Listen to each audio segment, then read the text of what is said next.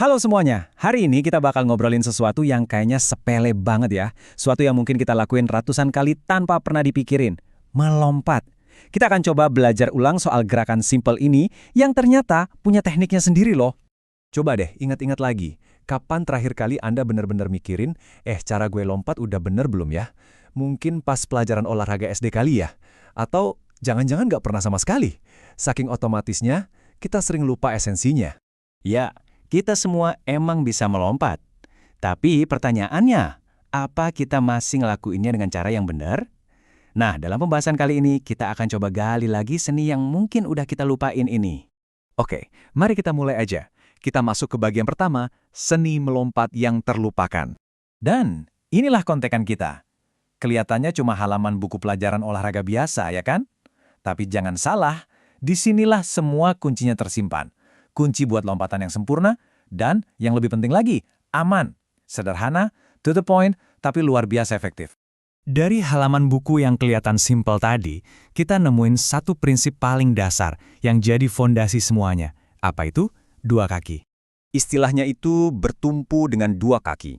Ini bukan sekedar berdiri biasa loh. Ini tuh soal gimana caranya kita menciptakan fondasi yang super stabil dan seimbang sebelum kita ngelakuin gerakan apapun. Buku sumber kita ini ngasih tahu dengan jelas banget. Kutipan ini nunjukin kalau bertumpu pada dua kaki itu bukan pilihan, tapi langkah pertama yang wajib hukumnya. Ini titik start yang nggak bisa ditawar-tawar lagi sebelum kita kepikiran buat ngedorong badan ke atas. Nah, ini yang menarik banget. Coba lihat deh ilustrasinya. Perhatiin gadis di gambar itu. Posisinya rendah, seimbang, dan siap banget buat bergerak. Inilah contoh visual yang sempurna dari prinsip bertumpu dengan dua kaki pas lagi dipraktekin. Oke, setelah kita paham fondasinya harus stabil, sekarang ayo kita bedah prosesnya satu persatu, langkah demi langkah. Sumber kita ngasih 4 langkah yang simpel banget. 1. Berdiri di belakang garis. 2. Posisikan kedua kaki rapat. 3. Lompat ke depan. Dan 4, ini yang paling penting, mendarat pakai kedua kaki. Kelihatannya gampang kan? Tapi di balik kesederhanaan ini ada ilmunya loh. Oke, kita udah tahu nih apa yang harus dilakuin. Sekarang, kita masuk ke bagian yang paling seru. Kenapa cara ini berhasil? Yuk kita geser dari sekedar instruksi ke analisis yang lebih dalam.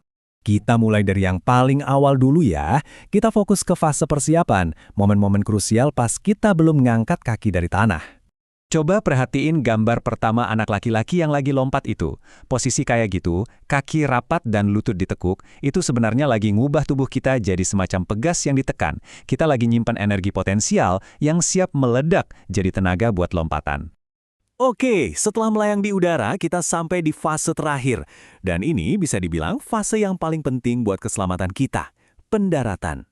Dan gambar ini ngejelasin semuanya. Mendarat pakai dua kaki, bukan satu, itu artinya kita nyebarin gaya benturan ke area yang lebih luas. Ini secara drastis ngurangin tekanan di satu sendi doang, dan jadi kunci utama buat ngehindarin cedera, entah itu di pergelangan kaki atau lutut.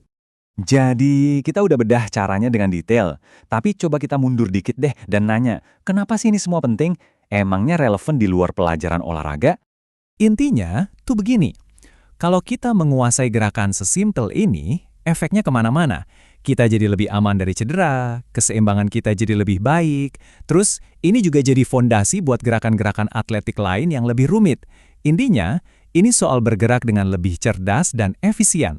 Coba deh bayangin di kehidupan sehari-hari, teknik yang sama buat ngerendam guncangan pas mendarat itu juga kepake pas kita turun dari trotoar, atau pas kita ganti arah lari dengan cepat waktu olahraga. Beneran deh, hal-hal fundamental itu segalanya ya.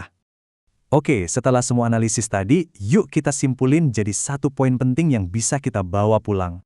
Pelajaran terbesarnya mungkin ini.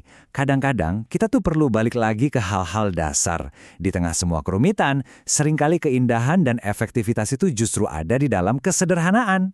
Dan ini ninggalin kita sama satu pertanyaan yang lebih besar. Kalau lompatan sesederhana ini aja bisa ngasih banyak pelajaran soal mekanika tubuh dan kesadaran gerak, kira-kira skill dasar apa lagi ya yang tanpa sadar udah kita lupakan? Jadi, apa nih yang bakal Anda pelajari kembali selanjutnya?